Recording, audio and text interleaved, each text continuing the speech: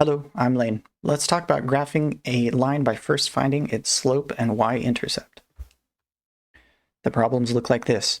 They give us an equation, we need to enter in the slope and the y-intercept of this line, and then we need to graph it. This equation that they've given us is not in slope-intercept form, y equals mx plus b. If it was, then m would be our slope and b would be our y-intercept. We can put it in slope-intercept form by solving this equation for y. So let's do that over here to the side. I'm going to copy it down first. Now, to solve it for y, we want to get y by itself. On the same side as y is this term negative 4x. Negative 4x, if we added 4x to both sides, then on the left-hand side, this would be 4x minus 4x, or negative 4x plus 4x. These two would cancel out. And we would just have y on the left-hand side.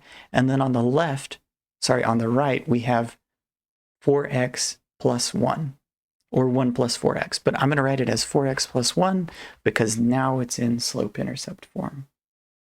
So m, our slope, is 4. We can go ahead and put that in. Slope is 4, and the y-intercept is 1, the number on the end. All right, now all we have to do is graph that line. We should graph the line by starting with the y-intercept. The y-intercept of 1 means that the line crosses the y-axis at 1, which is right there. The slope of 4 will tell us where another point on the line is. Remember that the slope is rise over run, and m is 4.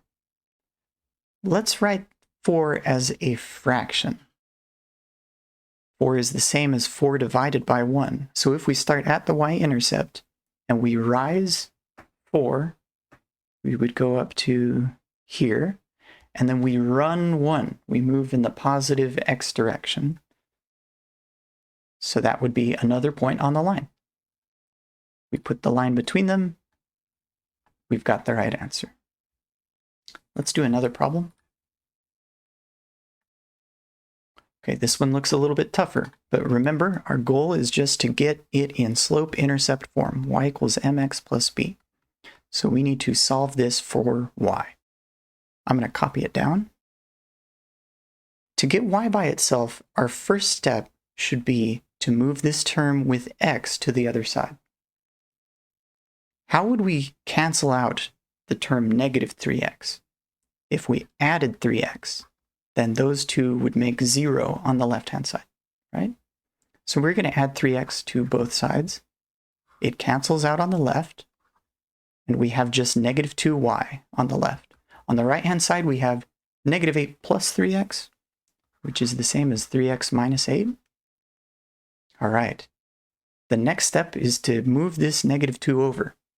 Negative 2 is involved in multiplication with y, so we're going to use the opposite of multiplication to cancel out that negative 2. The opposite of multiplication is division. What we need to do is divide both sides by negative 2. On the right-hand side, you have to divide everything by negative 2. So you should put this long fraction bar on the right-hand side. On the left, we'll have y by itself. On the right-hand side, there's another way that we can write this. Whenever you have a fraction like this with the addition or subtraction in the numerator and a single number in the denominator, you can split it up like this. That fraction is the same as 3x over negative 2 plus negative 8 over negative 2. Remember that you can add two fractions if they have a common denominator.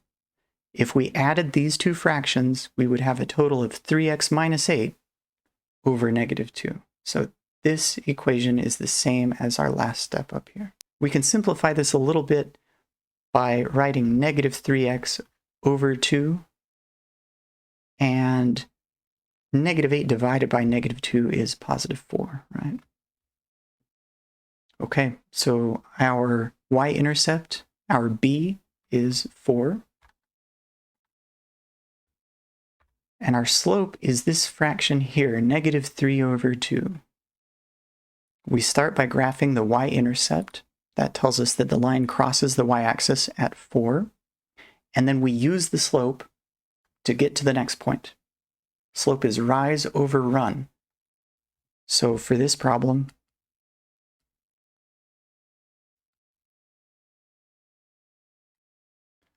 the rise over run is negative 3 over 2. This is the same as positive 3 over negative 2, and it's the same as writing the negative sign kind of by itself in the front of the fraction. All three of those are the same.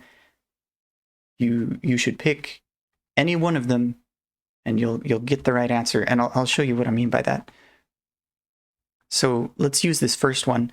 That tells us to rise negative 3. Rising negative 3 means move down 3. So we go 1, 2, 3 down, and then the run is positive 2 on that first fraction there. So we would go in the positive x direction 2. And that would be our second point on the line. I'm going to go ahead and put that line in there. Let's think about what would happen if we had used this fraction, 3 over negative 2, which is equal to negative 3 over 2. Well, we would start here at the y-intercept. We would rise 3. So we would go up 3. 1, 2, 3. And then we would run negative 2, which would mean we would move in the negative x direction 2 spots. 1, 2. And we would end up right there. That would be a different point, but it would also be a point on this line, and it would also be counted correct. Okay, we will do one more problem together. All right, again, I'm going to start by copying this down. Okay, the first step to solve this for y, to put it in y equals mx plus b form, is going to be to move this term, 12x, to the right-hand side. If we subtract 12x,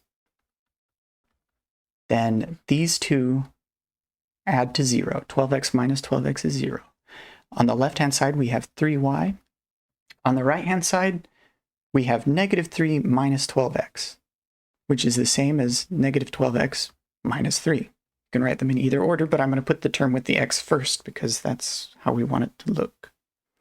Now we need to divide both sides by 3 so that we'll have y by itself. And remember, be careful. On the right-hand side, you have to divide everything by 3. But we can separate this fraction. This is the same as negative 12x over 3 minus 3 over 3. And negative 12 divided by 3 is negative 4. 3 divided by 3 is 1.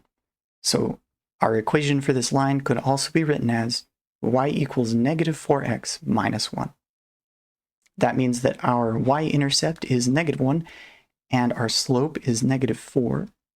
And if we wanted to express the slope as a fraction so that we could use rise over run, we would have to write a fraction that's equal to negative 4. Any fraction would do. How about negative 4 over 1? That's equal to negative 4, right? Okay, let's put in the slope and the y-intercept, and then we'll move on to graphing this line.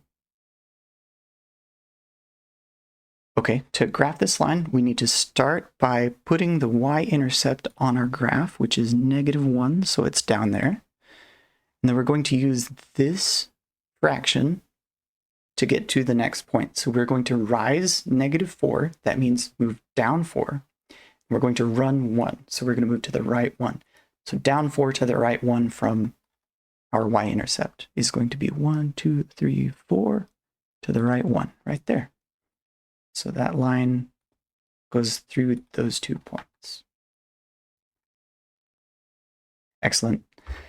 I hope that this was helpful for you. If you have any questions, feel free to comment. I'll put some more videos about more topics in this objective.